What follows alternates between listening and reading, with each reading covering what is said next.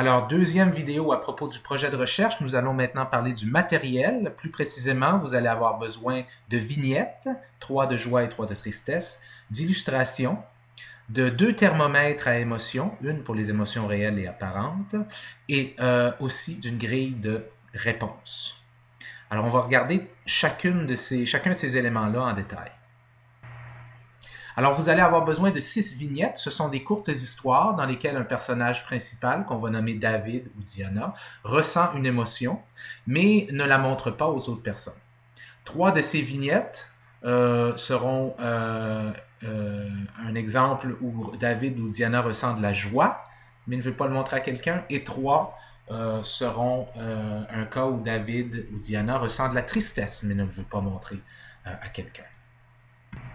Pour rédiger ces vignettes, il va vous falloir utiliser des thèmes qui sont très faciles à comprendre pour des enfants de 5-6 ans, des mots qui sont très faciles à comprendre pour des enfants de 5-6 ans aussi, et des phrases très courtes avec aucun détail inutile, pas trop de choses qui peuvent surcharger la mémoire ou la concentration des enfants qui vous écoutent. Alors, vous allez voir maintenant un exemple pour chaque type de vignette, une de joie et une de tristesse.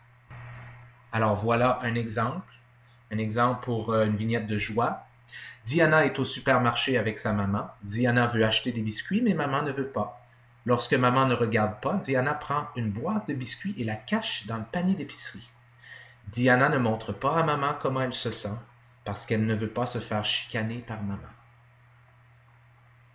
Alors vous pouvez voir que c'est assez simple, et il n'y a pas de mots compliqués, et c'est un thème qui est facile à comprendre pour les enfants de 5-6 ans. Voici un exemple maintenant pour la tristesse.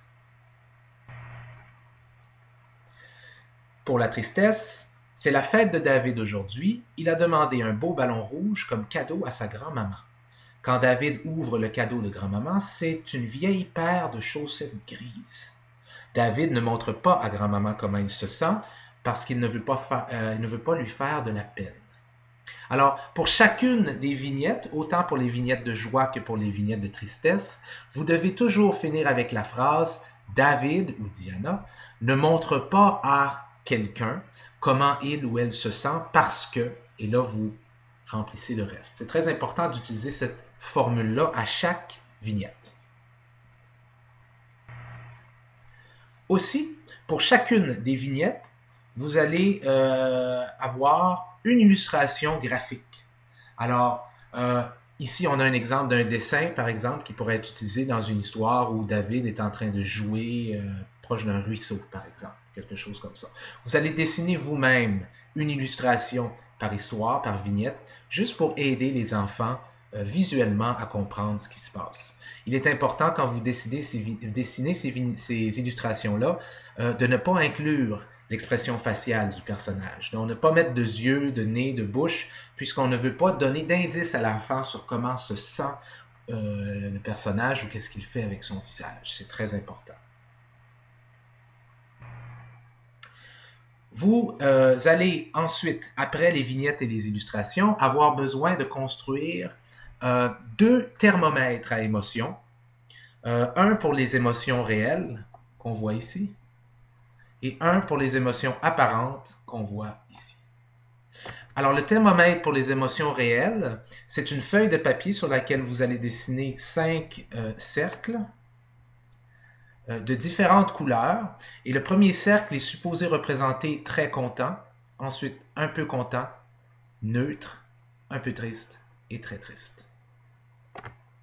C'est ce que nous allons utiliser pour demander aux enfants comment se sent David ou Diana dans l'histoire. Les enfants vont simplement devoir pointer, par exemple, un cercle, par exemple celui-ci s'ils veulent dire que David est très content, ou celui-ci, par exemple, s'ils veulent dire que Diana est un peu triste. Vous allez avoir besoin aussi d'un thermomètre à émotion apparente. Encore là, une feuille de papier ici, avec 5 visages. Un visage très content, un visage un peu content, un visage neutre, un visage un peu triste et un visage très triste. Vous dessinez vous-même ces visages, mais évidemment, vous devriez faire attention à certains éléments. Par exemple, le visage très content, vous devriez mettre les joues qui poussent vers le haut des yeux comme ça, là, pour démontrer qu'il y a vraiment un gros sourire et ne pas mettre cet élément-là dans le visage un peu content. Le visage neutre devrait ressembler beaucoup à celui-ci. Le visage triste, n'oubliez pas de mettre les sourcils en circonflexe un peu. Et le visage très triste, encore là, les sourcils encore plus en circonflexe et la bouche encore plus en baboune, là, si on veut. Alors ça, c'est ce que vous allez utiliser lorsque vous allez poser des questions à l'enfant par rapport à quel genre de visage David ou Diana fait dans l'histoire, cette échelle-là d'émotion apparente. Ensuite, vous allez avoir besoin d'une grille de réponse et d'un crayon, évidemment. Alors, c'est quelque chose que vous pouvez faire sur une feuille de papier ou plusieurs feuilles, par exemple. Et je recommande donc de faire une grille par enfant. Alors, c'est une grille dans laquelle vous avez des informations par rapport au sexe de l'enfant. Vous allez le noter. Si c'est une petite fille que vous voyez, vous mettez un F. Si c'est un petit garçon, vous pouvez mettre un G, par exemple. Et son âge, ici, c'est très important.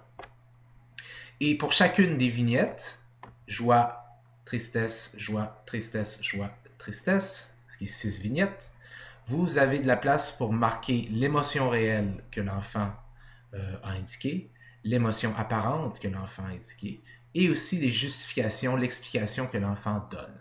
Alors ça, on va voir ça dans quelques minutes dans le prochain vidéo.